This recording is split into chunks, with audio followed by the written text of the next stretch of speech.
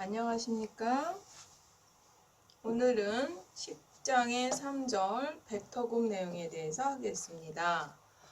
벡터곱을 하려면 바로 그 연산을 배울 수 있는 게 아니라 간단하게 행렬을 공부하고 행렬 중에서도 행렬식에 대해서 공부를 해야 벡터곱에 대한 이해가 빠르므로 벡터곱을 먼저 들어가기 전에 우리가 행렬에 대해서 간단하게 공부를 해야 됩니다. 너무 과하게 행렬도 굉장히 내용이 많거든요. 그러다 보니까 행렬 중에서도 벡터곱에 관련된 정도만 가볍게 선생님이 너무 내용을 막 불린다고 체계도 없는데 어디서 하는지 막 궁금해 하시는 분들이 있는데 이 행렬은 예전 같은 경우 교과 과정에 있다 보니까 안다고 생각하고 이제 그 교재 편성이 돼 있어요. 근데 요즘 학년들 행렬 배워보지 않기 때문에 벡터곱에 계산할 수 있는 딱 그 정도 수준만 추려서 설명을 하겠습니다. 일단 행렬이라고 하는 건 이렇게 숫자들을 예를 들면 2차 구조를 가로 또 세로 배열을 하는 2차 구조를 갖는 상태의 배열을 행렬이라고 한다고 할 수 있겠습니다. 그래서 요거를 첫 번째 가로를 1행, 두 번째 가로를 2행, 그 다음에 첫 번째 세로를 1열, 두 번째 세로를 2열, 이런 식으로 가로를 행, 세로를 열, 이런 식으로 우리가 이름을 짓고요. 요 첫 번째 아까도 했지만 1열, 2열, 1행, 2행 이런 식으로 표현하다 보면 지금 처음이라 2행, 2열짜리도 있지만 이렇게 3행, 3열 혹은 뭐 4행, 4열도 있겠지만 일반적으로 행이 M개하고 열도 N개인 이런 2차 구조를 갖는 행렬들이 있습니다. 그러면 얘네들처럼 가로와 세로의 행과 열의 개수가 같은 경우를 우리는 줄여서 N차 행렬이라고 하고요. 항상 이렇게 가로와 세로가 같지는 않을 수 있으므로 가로는 M, 즉 M개의 행과 세로 N개의 열을 가질 때를 우리는 N by N 행렬이라고 합니다. 그래서 여기에 이렇게 누가 봐도 MN 써 있을 때도 있지만 그렇지 않으면 확인시켜 주기 위해서 밑에 첨자처럼 N by N이라는 표현을 쓰기도 합니다. 그러면 얘 같은 경우야 그냥 A, B, C, D 써도 4개가 별 의미가 뚜렷하지만 이렇게 개수들이 많을 때는 그 A, B, C, D로 표현하기 힘들다 보니까 여기에 보통 위치 자리를 갖다 표시할 때 어떻게 표시를 해주냐면 가로를 보통 앞에 주소를 씁니다. 그래서 얘는 1행이다. 얘는 3행이다. 이런 식으로 표시를 하고요. 뒤에는 열 주소를 나타냅니다. 얘는 1열이다. 두 번째 2열이다. 이런 식으로요. 그래서 열 주소를 표시하고요. 그 다음 그래서 이렇게 행과 열을 갖다가 그 두 개의 주소를 첫 번째는 아까도 얘기했지만 행들, 일행, 두 번째는 열들을 표시하는 이런 식으로 일반적으로 표시를 하다 보니까 N by N 행렬까지 표현은 이렇게 됩니다. 그래서 지난 수열에서는 우리가 이렇게 표현했죠. 수들 A1, A2, A3에서 밑에 첨자가 첫 번째 수열이다, 두 번째 수열이다, 세 번째 수열이다 이렇게 표현하던 거를 이 수열을 가로가 아니라 2차적인 구조, 세로 구조까지 있다 보니까 여기 첨자를 갖다가 2개씩 자리 주소를 하는데 얘는 열 주소. 그러면 여기 또 하나 앞에 주소가 가로 첫 번째 1번이다. 그 다음에 두 번째 1번이다. 두 번째 2번이다. 두 번째 세 번째다. 이런 식으로 이렇게 행렬을 표시합니다. 그래서 공학에서는 보통 이 행렬들을 어디에 쓰냐면요. 제일 많이 쓰는 데가 제가 알기로 연립방정식을 풀 때 이걸 행렬로 변환해서 푸는데요. 얼핏 생각했을 때 여러분이 떠올리면 연립방정식 같은 경우 모르는 미지수 2개 아니면 3개 한 4개 이런 미지수를 굳이 이렇게 거창한 표현들까지 2차적인 구조를 갖는 행렬로 바꿔서 풀 필요가 있어 라고 생각을 하겠지만 실질적으로 그렇게 서너 개짜리는 이렇게 행렬로 바꿔서 풀지 않아도 되는데요. 미지수가 7개, 10개, 100개, 10,000개짜리 문제도 있습니다. 그런 문제를 해결할 때는 우리가 이렇게 초등학교나 중학교 때처럼 가감법, 대입법 이런 수준으로 연립방정식을 풀 수가 없어요. 그런 문제는 좀 더 시스템하게 그 행렬로, 즉 구조를 잡아가지고 행렬로 변환해서 풀어요. 그래서 그 행렬로 바꿔서 풀면 이제 뭐 행렬의 곱도 설명이 들어가야 돼서 그 부분은 표현은 좀 생략을 하겠습니다. 어쨌든 행렬로 바꿔서 풀 때 그 행렬의 행렬식은 어떤 관계가 있느냐?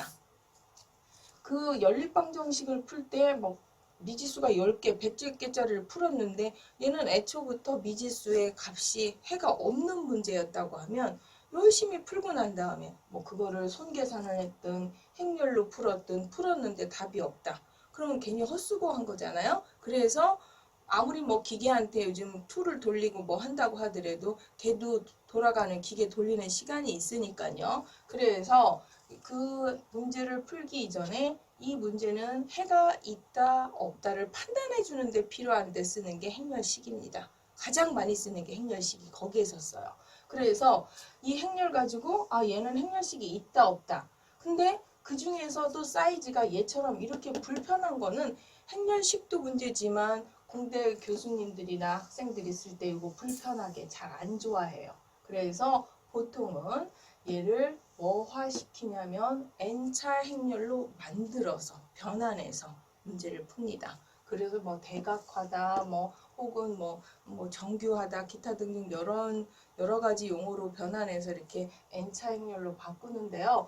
어쨌든 중요한 건 이런 행렬도 나타나지만 될 수 있으면 이런 행렬로 변환해서 연립방정식을 풉니다. 그래서 우리는 주로 이런 n차 행렬에 행렬식, 아까도 얘기했지만 연립방정식 풀 때 해가 있나 없나를 판단하는 아주 기준점이 될 수 있다고 하는 그 행렬식으로 얘 문제를 더 이상 풀 것이다 말 것이다 결정하는 키라고 시작하는 키라고 볼 수 있어요.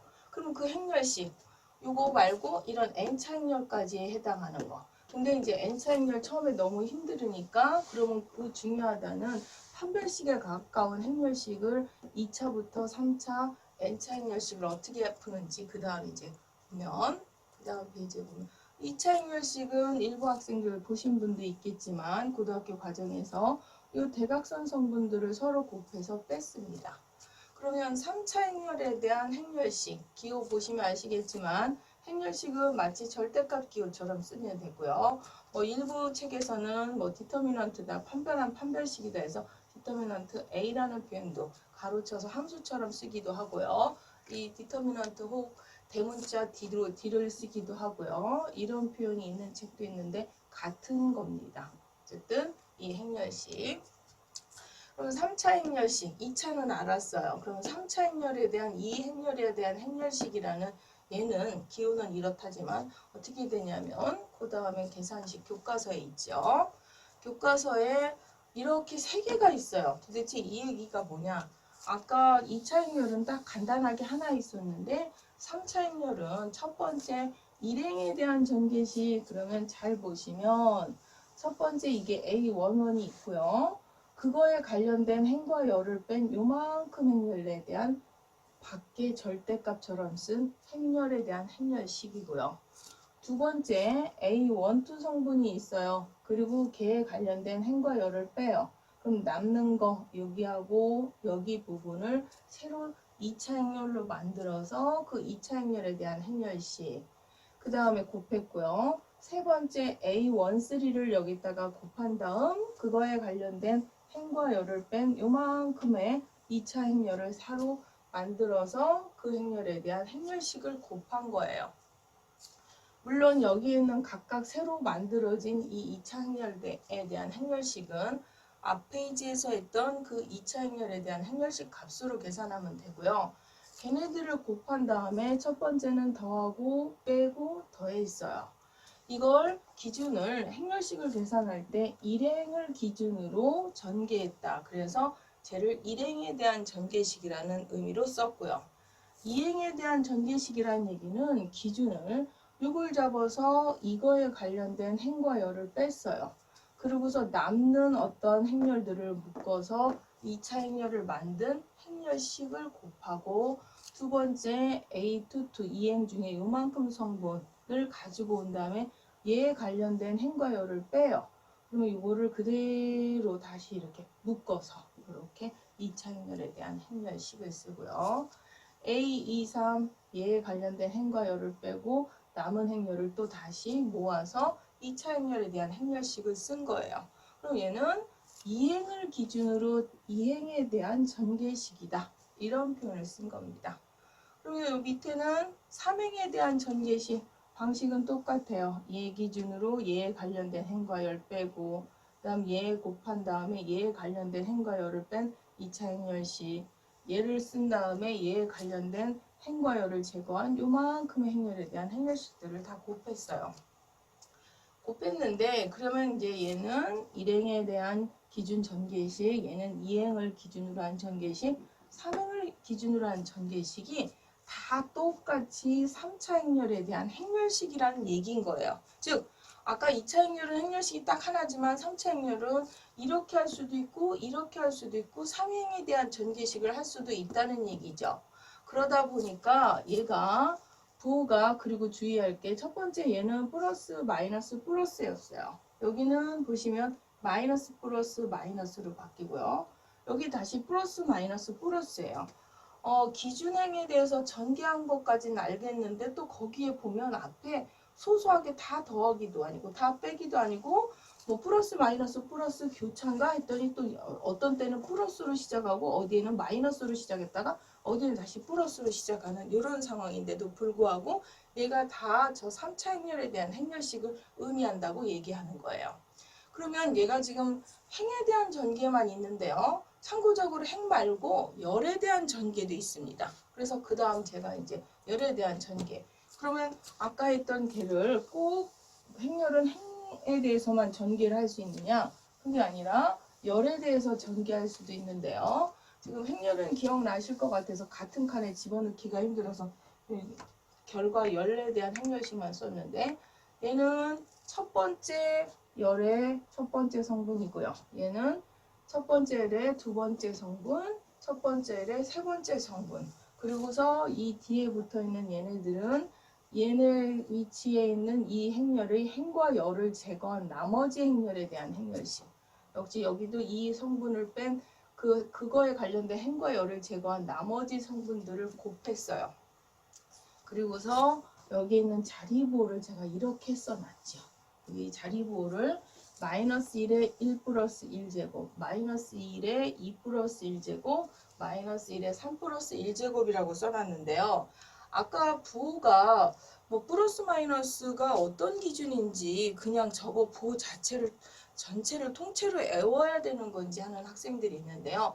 거기 부호의 규칙이 뭐냐면 여기에 있는 이 앞에 선택된 요 두 개의 자리 위치 두 개를 더한 거에 마이너스 1에 대한 1 플러스 1제곱으로 외우시면 돼요. 그러면 마이너스 1에 이 두 개의 자리를 더하면 마이너스 1의 2제곱이라 얘는 플러스가 되는 거고요. 여기는 마이너스 1에 이 두 개의 자리를 더한 거, 즉 3제곱. 그러면 여기는 다시 마이너스.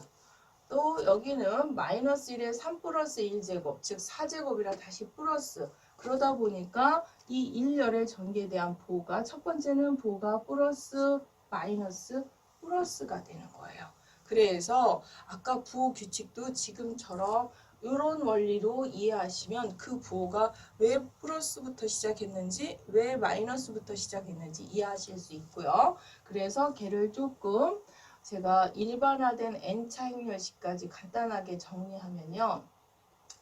이게 이제 3차 행렬이 아니라 4차도 똑같거든요. 그러면 4차 같은 경우도 아까 그 행렬식 잠깐 가서 빌려주면요. 그림 보면 얘가 하나씩 더 늘어난 거잖아요. A41부터 시작해서 A14에서부터 이렇게 쭉 해서 A44까지 있다.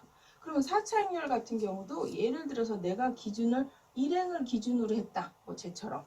그럼 얘를 뺀 행과 이거에 관련된 열을 뺀 나머지 행렬, 그럼 몇 차 행렬이 나와요? 3차 행렬 나오는 거죠? 그 행렬식을 여기다 곱해야 돼요. 4차 같은 경우. 그럼 또 그 다음 A12를 이렇게 쓰겠죠. 그리고 걔에 관련된 행과 열을 빼요. 그럼 남는 부분이 여전히 여기 곱해질 분이 똑같이 3차 행렬을 곱해야 돼요. A13 관련된 행과 열을 제거하고 남는 3차 행렬이 여기 곱해지고요. A14가 곱해지고 그거에 관련된 행과 열을 뺀 나머지 행렬이 곱해지면 3차 행렬인데, 그럼 행렬이 4차 행렬이면 여기에 있는 것들은 2차가 아니라 3차인데 그 3차들은 다시 이렇게 또 계산해야 되는 거예요. 그래서 지금 우리 벡터 곱에는 3차까지밖에 필요하지 않지만 3차를 넘어가서 4차로 넘어가면 계산이 굉장히 많은 양에 해당하는 계산에 해당하죠. 그래서 제가 알기로 실질적으로 뭐 말은 저걸 가지고 판단한다고 하지만 저렇게 많은 계산을 하기 전서부터 해야 돼, 뭐 이런 퀘스천을 공대에서 갔죠. 그래서 뭐 그걸 띄워놓고 그냥 막바로 계산해서 답이 나오면 좋고 안 나오면 어쩔 수 없고 뭐 이런 식으로 접근하는 경우도 있는데요. 어쨌든 그러다 보니 워낙 계산량이 많다 보니까 이 계산을 어떻게 하면 효율적으로 빠르게 계산하는가가 하나의 이 분야에 대한 공부 방법이에요. 그래서 어떻게 하면 저 계산을 빨리 계산하느냐가 또 공부인데, 여기에서는 메인 포커스가 이제 그게 아니고 우리는 벡터 곱에 관련된 것만 할 거기 때문에 다시 이제 벡터 곱 내용으로 가면, 그럼 이렇게 되다 보니까 아까 그 일반적인 A 행렬에서 기준을 내가 뭐 행으로 할 수도 있고 뭐 사이즈가 늘어났을 때, 혹은 이 열을 기준으로 하든 어느 어느 열을 하든 여기에 있는 이 자리부호는 무조건 마이너스 1에 그 자리 위치인 I 플러스 J라는 의미를 썼고요. 그래서 이제 아까 완성된 공식 다시 가서 보시면 그 어떤 N차 행렬에 대한 행렬은 그 어떤 뭐 I번째 행이든 혹은 J번째 행이든 선택되어진다면 내가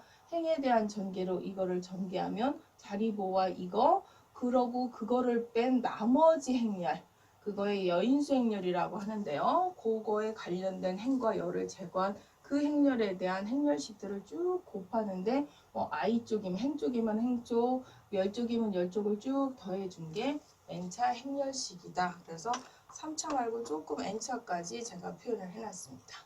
그럼 이제 행렬식에 대한 계산 방법은 이제 아셨을 것이고요. 그 다음 내용으로 가겠습니다.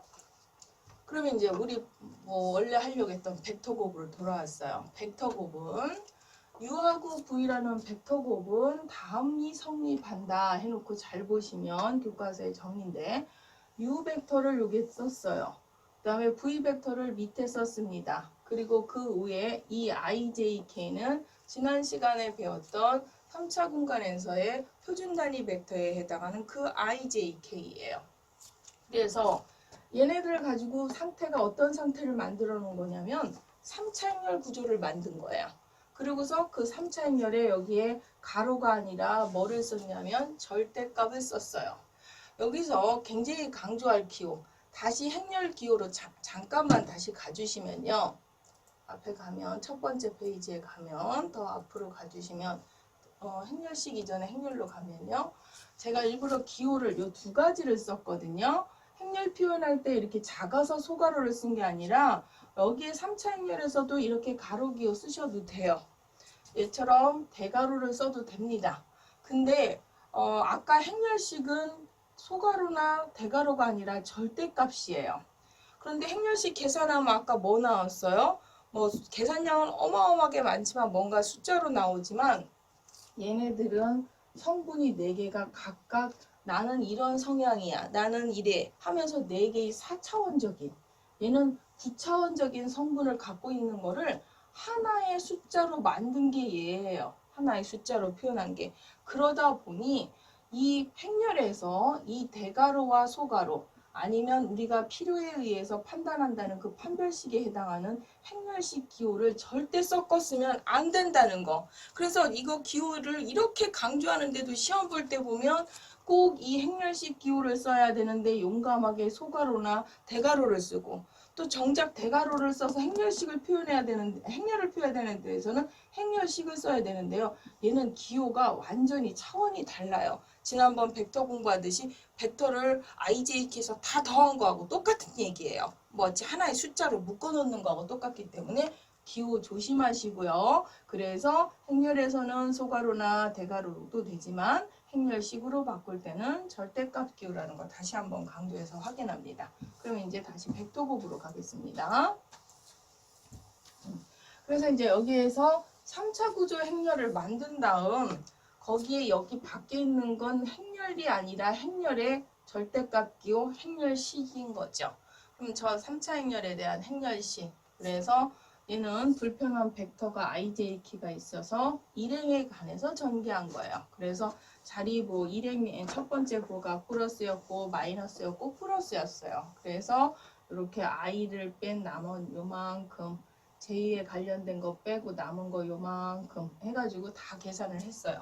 그래서 2차 행렬 두 개 대각선 성분 곱해서 빼고 계산했더니 이렇게 된 게 바로 여기서 말하는 u 곱하기 v의 벡터곱이다 라고 얘기를 하는 거죠. 그런데 이런 등식이 성립한다는데 사실 벡터곱의 정의는 그 다음 보시면 아시겠지만 이렇게 정의가 돼 있어요. 근데 이 정의가 벡터곱 정의가 이걸 성분으로 외우면 안 되냐? 나는 그 벡터곱을 이해하기 위해서 행렬식 계산하는 게 더 힘든데 이걸 성분으로 외우면 안 되냐라고 하는데 결과적으로 봤을 때 나는 저 벡터곱 정의를 가지고 저렇게 성분으로 외워서 푼다고 해서 논리가 틀렸거나 잘못된 건 아닌데요. 대부분 외우시다가 이제 틀려서 부호나 이런 거 착각할 때도 많지만 난 절대 안 헷갈린다고 하시지만 행렬은 또 어차피 행렬식이 필요합니다. 그 공부를 낮게 끊어서 하는 것보다 될 수 있으면 서로 연결하고 융합하고 조합하고 복합적으로 공부하는 게 좋으므로 나는 얘는 행렬식은 나는 잘 모르겠고 얘를 이렇게 낮게로 외울 거야 이러는 것보다는 얘는 아까도 뒤에서 보여줬듯이 그 행렬하고 연결됐기 때문에 행렬식 개념으로 받아들여서 푸는 게 오히려 그 처음에 했던 설명이 더 정의처럼 받아주시는 게 좋고요. 그래서 그 밑에 있는 식 결과가 얘하고 똑같습니다. 지금 제가 교과서를 지금 스캔 떠서 이렇게 확대해서 그렇지 여러분 교과서 보시면 옆 페이지에 보이니까 서로 비교해 보시면 아실 거예요. 같은 결과입니다. 그래서 요거는 이렇게 읽을 때 보시면 결과가 그렇게 했더니 무슨 상태가 나왔어요? 벡터 상태가 나오죠. 그래서 얘는 결과가 벡터가 나와서 벡터고 또는 크로스 프로덕트 기호가 크로스로 써서 크로스 프로덕트라고도 하고 외적이라고도 해요. 다 같이 쓰는 표현이에요. 지난 시간에는 우리가 점곱 다트 프로덕트를 쓰고 얘는 내적이라고 하고 그랬는데요. 얘는 다트 프로덕트가 아니라 크로스 프로덕트 그 다음에 결과가 벡터가 나와서 벡터 곱이라고도 하고 내적이 아니라 외적이라고 합니다. 그 다음 내용으로 가겠습니다. 이제 정의는 설명이 끝났어요. 이제 예제를 한번 계산해 봐야 되는데요. 첫 번째 예예요. u하고 v 벡터곱을 하여라. 아까 첫 번째 첨자로 된 어떤 성분으로 외우는 것보다 이 벡터곱을 이렇게 행렬식으로 외우는 게 더 편해서 저는 바로 교과서처럼 행렬식으로 이렇게 썼고요. 공식에 대입해서 계산하면 얘는 이렇게 나옵니다. 요거는 이제 일일이 다 이렇게 대각선 곱해서 성분 곱해서 계산 결과가 이렇게 나오죠. 2번은 똑같은 u하고 v에 대해서 아까는 u 곱하기 v를 하려는데 지금은 v 곱하기 u 순서를 바꿔서 계산하라고 그랬어요. 여기에서 이제 방식이 비슷해서 생략한 것도 있지만 중요한 건 잘 보시면 얘는 이 벡터와 무슨 관계라는 걸 확인하려고 했냐면 마이너스 관계인 게 중요해요. 얘만 계산했더니 얼떨결에 마이너스 관계가 된 게 아니라 저거는 벡터곱의 하나의 성질에 가까운 부분인데 그 다음에도 나오겠지만 그럼 얘는 계산을 안 했느냐 이걸로 정말 리얼하게 계산해도 똑같이 이렇게 마이너스 배가 나오는데요. 그럼 이 부분 아까 벡터곱을 벡터곱 하기 전에 너무 행렬식을 길게 설명하면 질릴 것 같아서 방식을 바꿔서 이제 여기에서 그때그때 행렬식에 대해서 설명하려고 하는데요. 예를 들어서 V하고 U가 이렇게 바뀌었어요. 그럼 어떻게 되냐면 얘네들을 두 개가 바뀌어진 상태니까 아까 여기하고 바뀌어진 상태니까 이거가 서로 바뀌겠죠. 이렇게. 서로 이렇게 바뀔 거예요. 그럼 일명 행렬식이 A, B, C, D 이런 2차 행렬식이 어떤 구조냐면 C, D, A, B로 바뀐 거예요. 그러면 얘는 행렬식이 AD-BC라면 이쪽 행렬식은 BC-AD로서 얘하고 서로 무슨 관계예요? 마이너스 배죠? 그러다 보니까 이렇게 행을 교환하면 원래의 결과식에 마이너스 배가 붙는 거예요. 이렇게. 그래서 이게 지금 2차 행렬일 때만 교환했을 때 마이너스 배가 되는 게 아니라 요거 결과 먼저 얘기하면 얘네들 그럼 바뀌면 이거에 마이너스 배 붙죠. 이게 바뀌었을 거니까 이거에 또 마이너스 배 붙죠.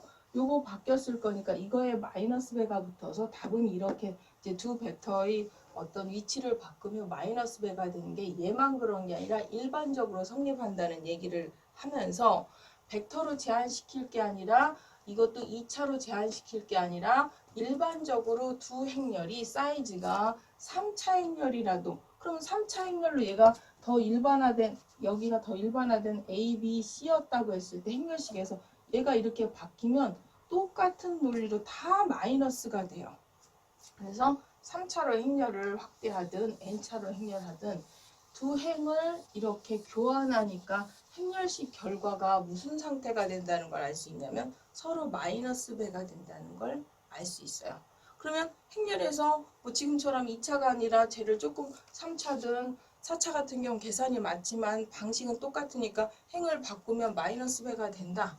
그러면 행만 바꿀 것이냐? 그게 아니라 얘를 행을 또 바꾸면 또 마이너스 배가 되고 그러면 행을 2번 바꾸면 원래 행렬식하고 결과가 똑같겠죠. 그러면 뭐 3번 바꾸면 홀수번 바꾸면 다시 마이너스. 여기에서 열도 같이 하겠습니다. 그러면 A, B, C, D 이번에는 열을 바꿔볼게요. 그러면 B, D, A, C 이렇게 바꾸면 얘는 BC-AD로서 아까 이쪽에 AD-BC와 역시 또 무슨 관계예요? 마이너스 관계죠. 그래서 두 행렬의 행이나 열을 이렇게 교환하면 교환한 횟수만큼 마이너스가 붙게 돼 있어요. 그래서 행렬식 계산할 때는 두 행을 교환하거나 열을 교환한 횟수에 마이너스 1제곱을 한 만큼 보가 바뀌는다는 원칙이 있습니다. 그래서 얘는 식을 보자마자 이게 서로 바뀌었네? 그러면 이 결과에 마이너스를 붙여도 되는 겁니다. 그래서 얘는 이렇게 계산할 수가 있었고 실질적으로 이렇게 처음이니까 아직 여러분이 행렬식 계산에 익숙하지 않으시니까 이렇게 직접 한 번씩 계산해 보셔도 되겠습니다. 다음에 3번 문제로 가면요. 3번은 아까 여기에서 1번에서 계산한 이 벡터곱에다가 이번에 지난 시간에 배웠던 내적을 다시 한번 해보라는 거예요. U에다가. 그래서 이 결과에 U를 내적했더니 0이 나왔어요. 4번 문제는 이번에 꼭 U가 아니라 V에다 한번 곱하기 내적을 해보라고 그랬어요. 했더니 얘도 0이 나와요. 그러면 이 얘기는 이 U나 이 V는 이 벡터와 이 벡터가 마지막은 내적을 했는데 내적 결과가 0이다. 지난 시간에 내적이 0이면 어떤 상태라고 그랬어요? 두 벡터 상태가 둘 사이의 사이각이 90도이다. 즉 수직이다. 그래서 이 벡터와 이 벡터는 얘의 서로 수직이라는 상태를 끌고 올 수 있어요. 그러면 이 경우만 얼떨결에 저렇게 하다 보니까 수직이냐? 그게 아니라 그 다음 페이지에 정리해 보시면 이런 얘기가 나오죠. 얘는 조금 전에 얘기했듯이 U와 V라는 벡터 곱을 한 거를 그 중에 U하고 내적을 하면 0이고 이번에는 그 벡터 곱에 V하고 내적을 해도 0이다. 아까는 이제 이거를 막 일반화시킨 증명으로 보이기 힘들어서 어떤 하나의 샘플된 예로만 풀었지만 일반화된 얘가 공식이에요. 뭐 증명까지는 생략하겠지만 그거 문제 하나 예제 확인해 보시면 알겠지만 그러다 보니 그리고서 요 두 가지만 보면 아까 되겠지만 U는 뭐라고요? U 곱하기 V의 수직. V는 U 곱하기 V의 수직. 그럼 이렇게 수직이라는 걸 왜 강조하느냐? 우리는 지금 U하고 V를 벡터 곱을 하면 결과가 뭐가 나온다고 그랬어요? 벡터가 나온다고 그랬어요. 벡터가 나오는데 우리는 벡터는 뭐에 의해서 결정된다? 방향과 길이에 의해서 결정되는데 이렇게 두 개의 벡터 곱에 의해서 새로 만들어진 이 벡터 계산하면 그렇게 벡터 곱, 이제 행렬식으로 계산하면 된대. 그런 벡터가 나오면 된대. 그것도 중요하지만 그럼 그렇게 곱해졌을 때 이 결과 벡터의 방향은 u와 v와 어떤 관계냐? u에도 수직, v에도 수직인 u와 v의 동시에 수직인 방향으로 나타난다는 게 중요한 거죠. 그럼 일단 요거 먼저 설명 들어가면요. 거기 그림이 하나 그 다음에 있을 겁니다. 이 얘기인 거예요. 조금 전에 되겠지만 어떤 A와 B라는 두 벡터를 벡터 곱을 하면 뭔가 새로 만들어진 벡터가 나오는데 그 새로 생성된 그 벡터는 처음에 그 A 벡터에도 수직, B 벡터에도 수직 두 벡터의 동시에 수직인 벡터가 된다는 얘기인 거예요. 그럼 이제 또 이전에 이제 지금 쟤는 그래서 벡터 곱을 했을 때 첫 번째는 행렬식을 좀 빌려서 벡터 곱 계산하는 계산법을 배웠다면 지금은 그 계산 결과 나온 그 벡터의 방향, 기하학적인 방향이 이렇게 이 두 벡터의 동시에 수직인 벡터 방향으로 나온다는 설명이고요. 그 다음 다시 앞에 있는 정리 좀 추가 설명을 하면요. 그러면 이 첫 번째 정리는 그럼 무슨 얘기냐면 두 벡터 곱을 했을 때 방향이 아니라 그 벡터의 크기에 대한 설명인 거죠. 그러면 분명히 얘가 벡터로 나와요. 근데 그 벡터의 크기는 u 벡터의 크기와 v 벡터 크기에 사인 세타를 곱한 거하고 같다. 뭐 이런 정리예요. 참고적으로 지난 시간에 했던 내적과 같이 비교를 해주면요. 두 벡터의 내적은 얘도 역시 u 벡터의 크기와 v 벡터의 크기에다가 두 벡터의 사이값 세타에 대한 코사인 값이었다면 이 벡터 곱은 코사인이 아니라 사인 세타를 곱한 것이다 라고 알려주는 거예요. 그러면 두 벡터를 벡터 곱했을 때 크기가 저렇게 된대에서 얘를 그냥 뜻도 모르고 외우는 게 아니라 그럼 얘는 이 벡터 곱의 크기는 기하학적으로 우리는 어떻게 해석할 수 있을까 하고 아까처럼 또 그림으로 또 한번 해석을 해보면요. 그 다음 페이지.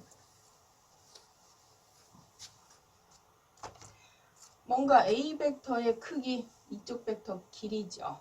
그 다음에 B 벡터의 길이 곱하기 사인 세타. 그러면 A 벡터가 있고 B 벡터가 있는데 A 벡터와 B 벡터 사이값 세타일 때 B 벡터의 사인 세타다. 그러면 B 벡터 길이의 사인 세타면 요 삼각함수에서 요 직각 길이의 수직 높이에 해당하는 얘기가 되겠죠. 요거 수직 길이가 해당하는 게 B 벡터의 B 벡터 크기의 사인 세타인데 그거에 A 벡터가 곱해지는 거예요. 그러면 A 벡터, 이 벡터의 크기에 이 길이를 곱한다. 즉 이 길이 곱하기 이 길이.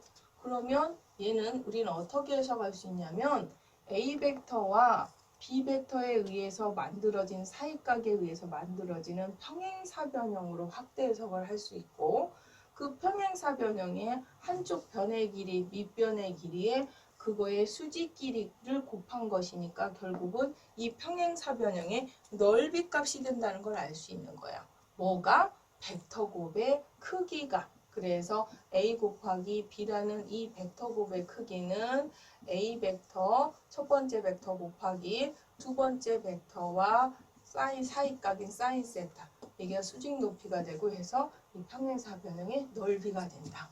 그럼 우리는 지금까지 배웠던 새로 배운 이 벡터 곱의 기하학적인 걸 다시 종합하면 계산은 행렬식을 빌려서 계산하면 되지만 그렇게 해서 나온 결과의 벡터인 이 벡터 곱의 그 방향은 두 벡터의 동시에 수직인 방향이며 그 크기는 두 벡터에 의해서 만들어지는 평행사변형의 이만큼의 넓이만큼의 길이를 갖는다. 이렇게 이해하시면 되겠습니다. 그래서 기하학적 의미를 충분히 설명해 드린 것 같고요. 그 다음 내용 가겠습니다.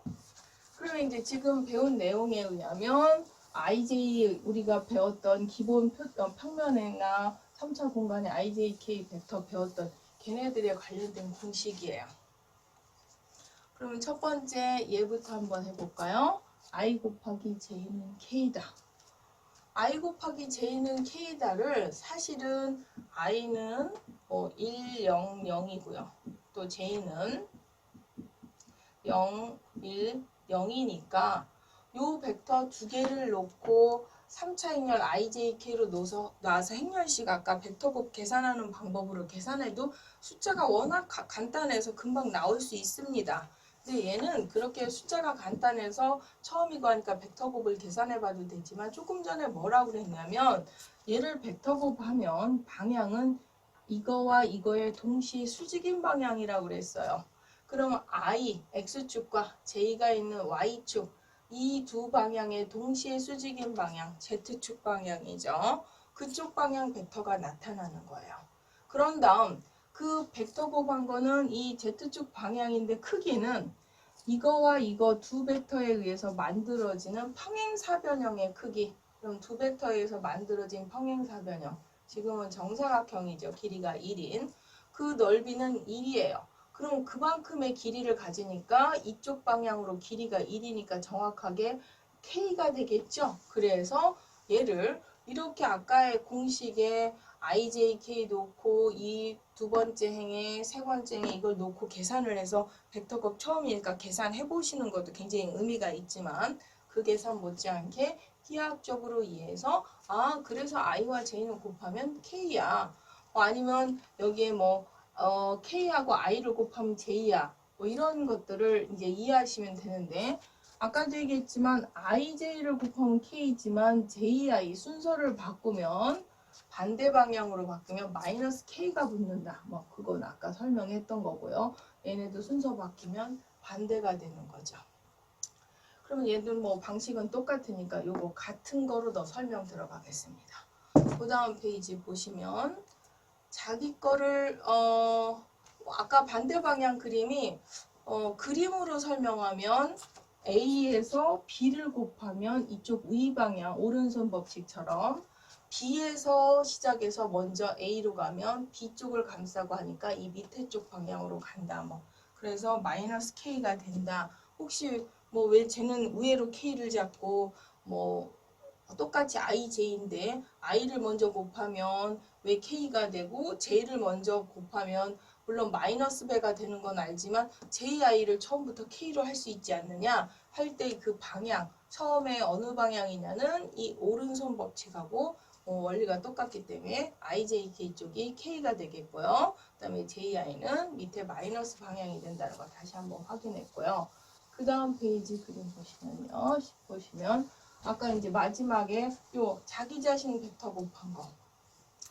II도 똑같아요. II도 처음이니까 1, 0, 0, 그 다음에 I는 또 1, 0, 0 이렇게 대입해서 벡터곱 계산하는 공식에다 대입해서 직접 처음이니까 I든 아니면 J 쪽이든 K 쪽이든 직접 계산해 보는 것도 하나의 공부이긴 한데 여기에서 꼭 II뿐만 아니라 자기 자신 벡터를 곱하면 무슨 일이 벌어지느냐 그러니까 II가 아니라도 U가 있는데 예를 들어서 얘가 A, B, C예요. 근데 자기 자신 U하고 U를 벡터 곱을 해요. 그러면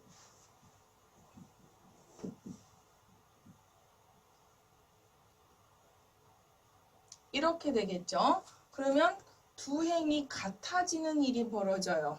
그러면 3차 크니까 2차로 줄여서 설명할게요. 2차에서 두 행이 같아요. A, B, A, B. 이랬을 때 행렬식은 AB-AB라서 무슨 일이 벌어지냐면 0이 돼요. 사실은 조금 이따 설명하겠지만 두 열이 같아도 0이 돼요. 그러면 다시 여기 본론인 얘를 갖다 할 때 이거에 이 2차 행렬을 할 건데 두 행이 같죠? 그러면 첫 번째 성분도 0이에요. J에다가 이거 뺀 이쪽하고 이쪽을 갖다가 하는데 두 행이 또 같아요. 그러면 걔도 또 0 될 거예요. 또 얘하고 이거를 관련된 행과 열을 뺀 이쪽 두 개 성분으로 또 하다 보니까 두 행이 또 똑같아요. 그러면 같은 두 개에 대해서 0이 되다 보니까 3차 행렬에서도 똑같이 두 행이 같아지면 꼭 2차일 때 이렇게 눈에 바로 보이는 것만 0이 아니라 3차는 얘네들을 3개를 시리즈로 계산하는데 어쨌든 3차 행에서도 이 두 행이 같을 경우에는 꼭 이렇게 두 행이 같은 게 아니라 이렇게 두 행이든 이렇게 두 행이든 같으면 3차 행렬에서 행렬식 계산 원리에서는 두 행이 같으면 0이 되기 때문에 우리는 얘가 뭐가 나오는 거냐면 모든 성분이 0인 제로 벡터가 나오는 거죠. 그래서 II, JJ, KK는 꼭 표준 단위 벡터가 아니라 벡터 곱에서 자기 자신 벡터 곱을 곱하면 0이고 걔는 조금 더 확대해서 하면 행렬식에서는 두 행이 같으면 행렬식 결과가 0입니다. 물론 행 말고도 두 열이 같아도 행렬식은 0이에요. 그래서 아까 무슨 말을 했냐면 행렬식을 빨리 계산하는 어떠한 것도 하나의 공부고 정리고 성질이라고 했는데 그 성질이 이건 거예요. 지금 뭐 3, 4개가 아니라 예를 들어서 내가 다루고 있는 행렬이 사이즈가 뭐 7x7, 10x10 이런 행렬인데 뭐 쓰다 보니까 두 행이나 두 열이 같은 성분이 있다. 그럼 걔는 아무리 그 모르는 미지수가 10개짜리 아니면 100개짜리 그 데이터를 갖는 행렬이라 하더라도 계산할 필요가 없어요. 왜요? 그 두 행이나 두 열이 같으면 계산할 필요 없이 행렬식은 0이 나올 것이므로 0이면 그 문제는 풀 필요가 없는 문제가 되는 거죠. 그래서 우리가 무턱대고 얘를 갖다가 행렬식을 처음부터 계산하는 게 아니라 이런 팁들 두 개의 행이나 혹은 두 열이 뭐 바로 이어져서 있는 게 아니라 쭉 전체에서 어느 행이나 혹은 어느 열이 두 개가 같은가를 봐서 같으면 그 문제는 풀지 않아도 되죠. 그 얘기가 지금 4번 일반화시킨 얘기가 바로 이 얘기가 되겠습니다. 그러니까 아까 그 II를 꼭 이렇게 푸셔도 되지만 일반화시켜서 자기 자신 벡터 곱하면 0이다. 그리고 아까 이거 이제 그거는 IJK로 했던 거고 하나의 벡터의 구체적인 예로 했던 거지만 일반화된 게 두 벡터는 벡터 곱의 순서를 바꿨을 때 마이너스 배가 된다. 즉 교환 법칙이 성립하지 않는 거죠. 그다음에 뭐 분배 법칙이 성립하거나 스칼라 배가 뭐 내적에서 하고 비슷하게 앞에 있든 뒤에 상수배가 됐든 다 밖으로 빼서 계산할 수 있다. 근데 이제 3번 같은 경우 기호로 보면 내적에서 너무 많이 익숙했던 기호 공식이라 뭐 저거 당연한 거 아니야? 그러지만 다음 챕터에 벡터곱에서 저런 것들 수시로 저 공식을 적절히 잘 적용하면 굉장히 계산이 빨라져요. 그럼에도 불구하고 눈으로 볼 때는 저거 내적에서도 나왔던 건데 뭐 똑같은 거 아니야. 저 공식 왜 설명하지 하는데 내적에서 잘 적용을 못해요. 그래서 수업 시간에 그걸 적용한 예들을 보여줘도 이런 공식들을 그렇게 적용하면 굉장히 계산이 빨라집니다 하고서 적용을 시켜줘도 시험 답안지를 보면 저걸 여전히 적용을 못해서 어마어마하게 길게 답을 써요. 그리고 이제 학생들 표정은 굉장히 표정이 안 좋죠. 선생님이 시험 문제 한 번도 모범답안 안 풀어봤나 왜 이렇게 계산이 복잡하냐고 하지만 이런 것들을 적절히 필요한 공식들을 사용하면 굉장히 짧고 간단하게 표현된다는 거. 그래서 볼 때는 이거 시큰둥하고 뭐 코가 앞에서 내적에서랑 똑같지 라고 하지만 의미 파악으로 앞에 상수배 뒤에 상수배 다 빼서 밖에 상수배 C를 할 수 있다는 거. 그 다음에 뭐 0벡터를 곱하면 0이다. 여기에 다 0이 있으면 꼭 같아야 0이 아니라 얘 곱하나 마나. 즉 한쪽이 0이라고 하면 얘는 계산할 필요 없이 0이 되겠죠. 그래서 0벡터를 곱하면 여기서 물론 0은 스칼라 0이 아니라 제로 벡터가 되겠죠. 제로 벡터가 된다. 그래서 벡터 곱에 대한 성질까지 지금 설명드렸습니다. 그 다음에요. 잠깐만요. 저 상수배도 행렬하고 좀 연결을 시켜서 설명하면 그 다음 요거를 제가 지금 이제 의미로 이렇게 중요하다고 해서 이렇게 뺐던 이거를 그 다음에 보면 그 3번 얘기를 기호로 말로 표현을 하면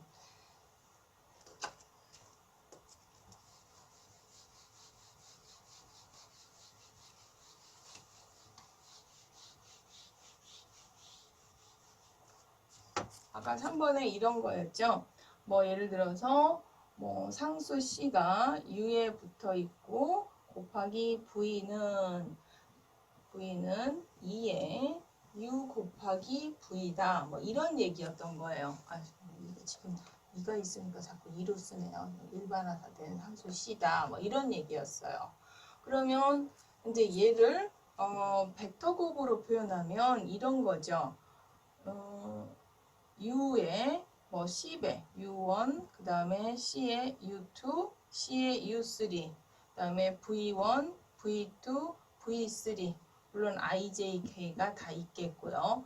요걸로 행렬식이 계산될 걸 여기 있는 C들은 다 빼고 C들은 빼고 그냥 U와 V만 계산하면 된다는 이런 뜻이에요.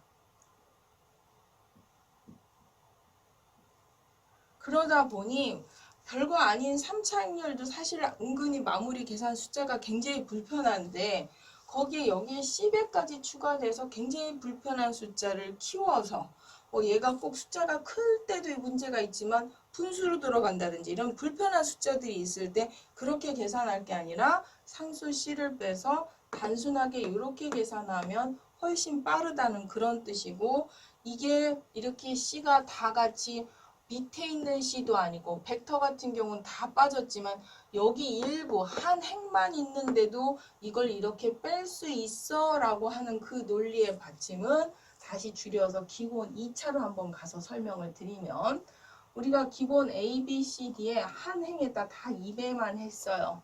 그래서 2배에서 행렬식을 계산하면 2AD-2BC가 돼서 다 2로 묶을 수가 있는데 요만큼은 다시 우리가 A, B, C, D 요거에 대한 행렬식으로 표현되는 거죠. 즉, 그 벡터가 아니라 행렬일 때 한 행에만 2배가 되어 있어도 이 행렬식은 이 2를 다 뺀 다음에 원래 이렇게 줄인 행렬식에 2배를 해줘도 된다. 그래서 전체가 아니라 한 행에만 상수 C배가 돼 있어도 뺄 수가 있는 거예요. 그러면 여기에 C가 있고 이제 응용 들어가서 이쪽에 다 D가 있었다고 해봅시다. 그럼 어떻게 돼요? 얘 D도 이렇게 앞으로 뺄 거예요. 너무 좁게 남겨놨나요? 그러면 C에다가 D도 이렇게 빠지는 거죠. 빠지면서 이 한 행에 있는 D가 다 빠져서 이렇게 빠져나올 수 있다는 것까지 같이 알아두셔요. 그래서 여기에 그러면 C가 이렇게 빠지고 아까처럼 D에 있을 때, 즉 U 곱하기 C, V일 때 이렇게 하시면 이걸 묶으면 결국은 좀 더 일반화시키면 C의 U 곱하기 그 다음에 D의 V는 C와 D를 다 빼고 U와 V로 계산할 수 있다는 복합적인 공식으로 이해를 하시면 돼요. 그래서 막 이거를 기호로 또 이해했는데 뒤에 붙으면 못한다가 아니라 그래서 쟤네들을 쭉쭉 줄여서 얘를 간단한 유형으로 계산하시면 이렇게 아직은 착하게 숫자들이 나오지만 뒤에 얘네들이 함수들로 채워졌을 때 이런 공식들을 이용하면 계산이 굉장히 빨라집니다. 그래서 이 공식을 조금 더 일반화시켜서 이렇게 알아두시면 되겠고요. 아까 이거는 이제 설명을 했는데 여기 설명에 좀 추가 설명이 이제 거기에 들어가서 그러면 조금 전에 실수 K배 하면 된다고 그랬어요. 밖으로 빼면 된다고 그랬어요. 그럼 얘를 빼볼까요? 여기에 이 얘기는 K배를 빼서 U 곱하기 U를 해주면 되는데 이미 U하고 U가 제로 벡터이니까 스칼라 K배를 해도 0일 거예요. 그래서 얘가 0이 되는데 그러면 U랑 그 다음에 그 스칼라 K를 한 KU를 곱한 게 0이다를 우리는 어떻게 해석할 수 있느냐? 얘랑 얘랑 방향은 똑같은데 상수배가 됐으니까 같은 방향의 벡터, 즉 같은 방향이라서 일치할 수도 있지만 떨어져서 평행할 수도 있죠. 그래서 평행한 벡터끼리 곱하면 뭐가 나오는 걸 알 수 있냐면 0이 된다는 걸 알 수 있는 거예요. 우리가 벡터 곱이 아니라 내적에서는 어떤 특징이 있었냐면 U하고 V를 내적을 했을 때 0이면 서로 무슨 관계라고 했어요? 서로 수직 관계다 라고 했다면 벡터 곱을 했을 때 두 개의 벡터가 지금처럼 서로 0이 나오면 이 두 벡터는 서로 뭐하다? 평행하다라는 사실을 알 수가 있죠. 그래서 여기서 지금 벡터 곱 성질하다가 책에도 없는 거 너무 많이 가는 거 아니야 라고 생각할 수 있지만 여기 아까 스칼라배 상수배 원리를 이용해서 똑같이 이렇게 K배를 시켜도 여전히 0일 것이고 그렇다면 얘와 얘의 관계는 두 벡터가 평행한 상태가 되죠. 그래서 제가 하나 밑에 뭐 이렇게 연결해서 해놓으면 다른 내용인 것 같아서 다시 하나 정리를 해놨습니다. 그 다음 페이지. 지금 마지막 그 설명을 이어서 지금 즉 U와 스칼라브에 대해 즉 평행한 베క్터 뭔가 하나를 V로 잡았을 때 그 평행한 벡터 V를 벡터 곱을 하면 이렇게 스칼랍에 빠져서 자기 자신 벡터 곱하면 0이다. 그래서 평행한 벡터는 벡터 곱을 하면 뭐가 나온다? 0이다. 그래서 벡터 곱이 0일 때는 두 개가 평행한 거고 그 앞에서 했던 두 벡터의 내적이 0인 거는 수직. 그래서 평행과 수직을 내적과 외적으로 확인할 수 있다까지 설명을 했습니다. 그러면 이제 그 다음 교과서 이해하기 전에 제가 좀 이해한 게 간단한 거 만들었는데요. 두 개의 벡터 V와 U가 주어졌을 때 동시에 수직인 벡터. 계속 강조하지만 두 벡터의 동시에 수직인 벡터는 뭘로 계산한다고요? 벡터 곱으로. 그래서 벡터 곱, 저 정의처럼 행렬식을 써서 계산, 여러분이 한번 공식 암기차 한번 계산해 보세요. 저렇게 계산 결과가 나와요. 그러면 이 계산 결과는 그 다음 교과서 예제에 이어서 활용하려고 일부러 만들어 왔어요. 그럼 그 다음 교과서 예제 3번을 보시면 3번은 3개의 점을 주고 3점을 지나는 평면의 수직인 단위 벡터들을 구해라. 그러면 저게 3점을 지나는 평면의 수직. 그러면 그림으로 먼저 간단하게 하면 평면이 있고요. 평면이 있고 3점이 있어요. 그리고서 3점을 지나는 평면의 이런 수직인 벡터를 구하라는 거죠. 그럼 이 평면의 수직인 벡터를 어떻게 구할 것이냐? 점 3개 가지고. 그러면 평면의 수직이지만 그 평면의 일부였던 이 3점 가지고 지금 벡터화 시킬 거예요. P점, 만약에 지금 Q점, 이 점이 R점이라면 그럼 P와 Q라는 두 점을 가지고 벡터화 시키고 P와 R이라는 두 점을 가지고 벡터화 시켰을 때 이 평면의 수직이면 그 평면의 일부인 PQ 벡터나 PR 벡터의 수직이겠죠. 그러면 내가 구하고 싶은 이 수직 벡터 N이라고 하는 얘는 PQ와 PR의 동시에 수직이 돼야 되니까 바로 아까 앞에 예제에서도 얘기했지만 두 벡터의 동시에 수직인 벡터를 구하려면 어떻게 구한다고요? 얘는 두 벡터의 벡터 곱으로 계산한다. 이거와 이 두 벡터의 벡터 곱.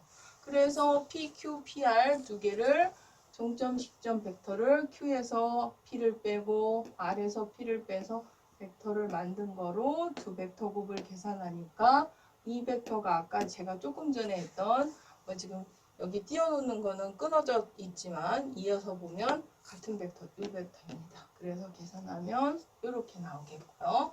그래서 이 벡터와 평행한데 단위 벡터화까지 시키면 이렇게 되겠죠. 다음 예제로 넘어가겠습니다. 예제 4번. 이번에는 세 점을 주고요. 세 점을 꼭지점으로 하는 삼각형의 넓이를 구하여라. 그러면 세 점을 주고 이 세 점을 꼭지점으로 하는 삼각형의 넓이. 사실은 삼각형 넓이 너무 많이 했어요. 네, 지금 넓이를 어떻게 계산할 것이냐. 그러면 역시 이 세 점을 가지고 벡터화 시킵니다. P, Q, 이쪽 R이라고 하면 이렇게 벡터화 시켜요. 그러면 두 벡터로 우리가 벡터 곱을 하면 지금 벡터 곱을 배웠으니까 얘네들에 의해서 두 벡터에 의해서 만들어지는 평행사변형의 넓이가 나온다고 그랬어요. 근데 삼각형은 어떻게 돼요? 그 평행사변형의 넓이의 반이죠. 그래서 지금 여기서 하라는 방법은 뭐냐면 세 점이 주어졌을 때 그 삼각형의 넓이는 두 개를 지금처럼 이렇게 벡터화해서 벡터 곱을 한 다음에 그 크기의 반이 삼각형의 넓이다. 그래서 PQ, PR, PR 벡터 이렇게 잡아서 벡터 곱을 한 거에 크기의 반이다. 이런 얘기입니다. 그리고 이제 너무 벡터 곱으로 억지스러운 거 아니야 하지만 나름 이 공식은 지금까지 여러분이 외웠던 삼각형의 넓이 공식 중에 제가 볼 땐 그래도 가장 파이널 버전이라고 생각해요. 왜냐하면 얘는 3차 공간에 랜덤하게 어떠한 점을 주었어도 길이를 그냥 삼각형의 넓이를 계산할 수 있는 거예요.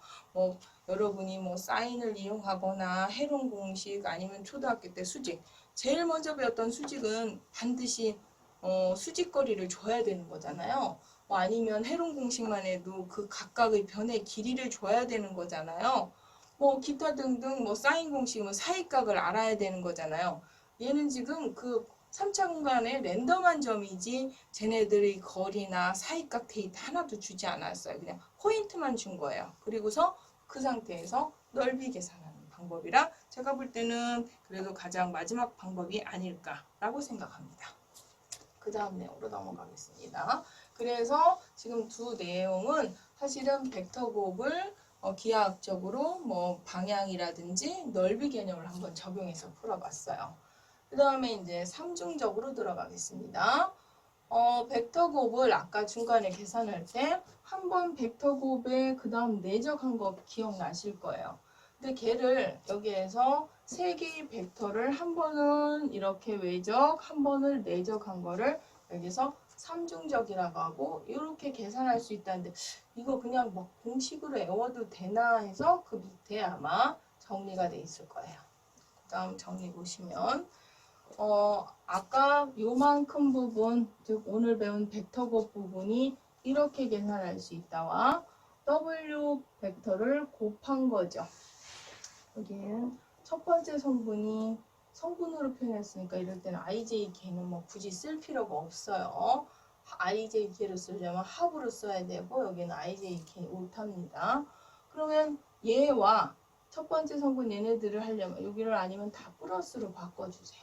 그러면 첫 번째 성분은 첫 번째 성분, 여기 두 번째 성분은 두 번째 성분, 세 번째 성분은 세 번째 성분끼리 곱하는 게 내적이죠. 그래서 성분끼리 곱해요.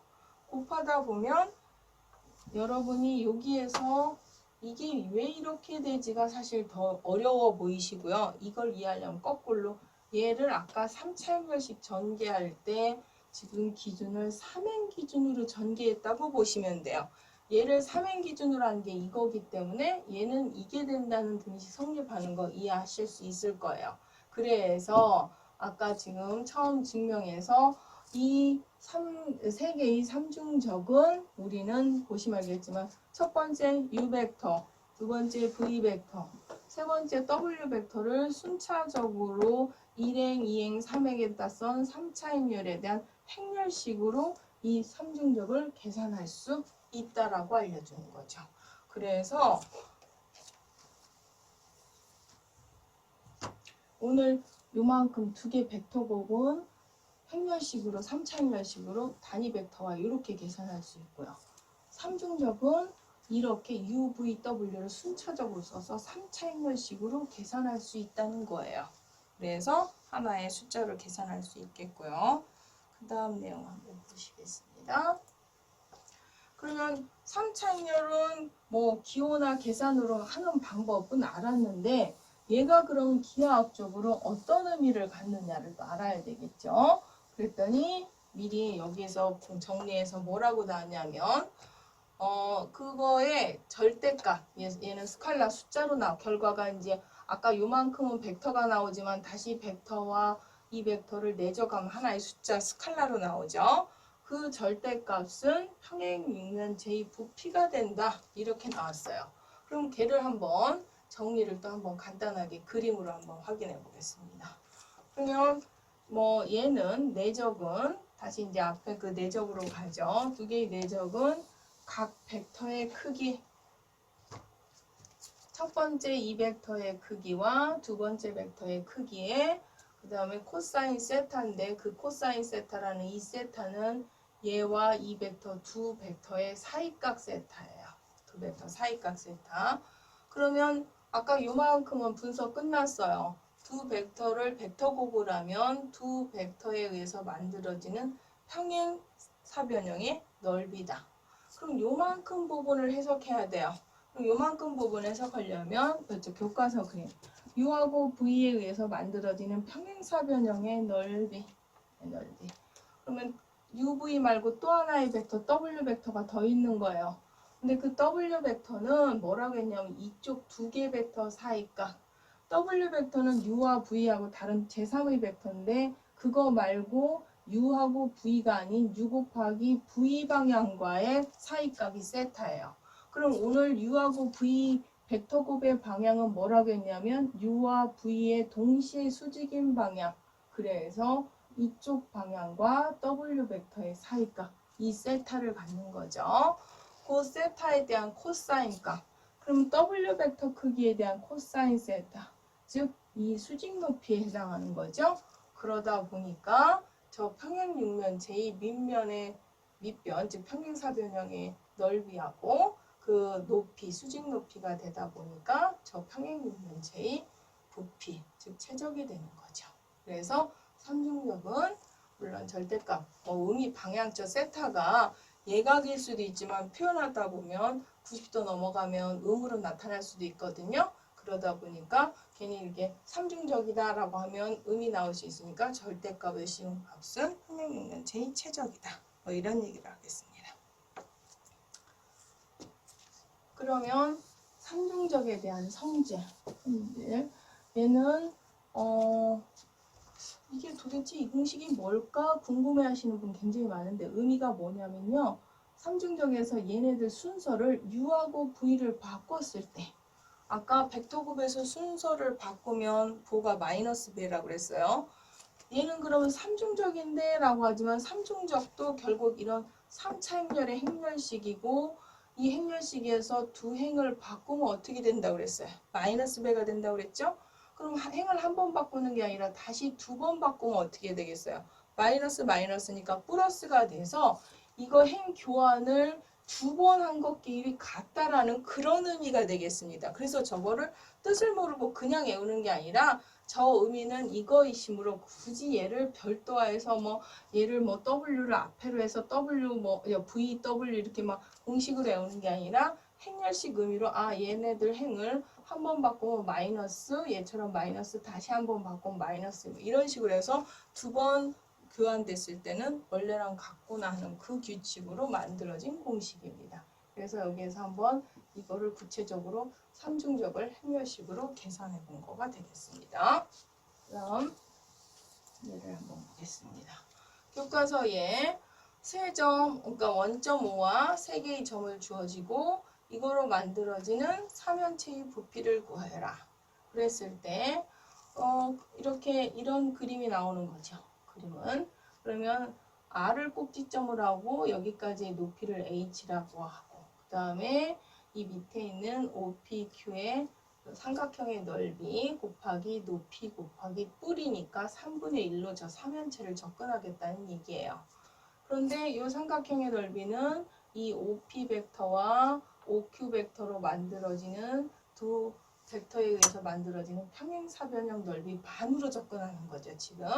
그러면 두 벡터에 의해서 만들어지는 벡터곱의 크기가 바로 평행사변형의 넓이고 그거의 반이 이 삼각형 밑변에 해당하는 요만큼의 넓이가 되고 그거의 수직 높이 곱하기 이게 삼연체라 뿌리라서 3분의 1배가 앞에 붙어 있죠. 지금.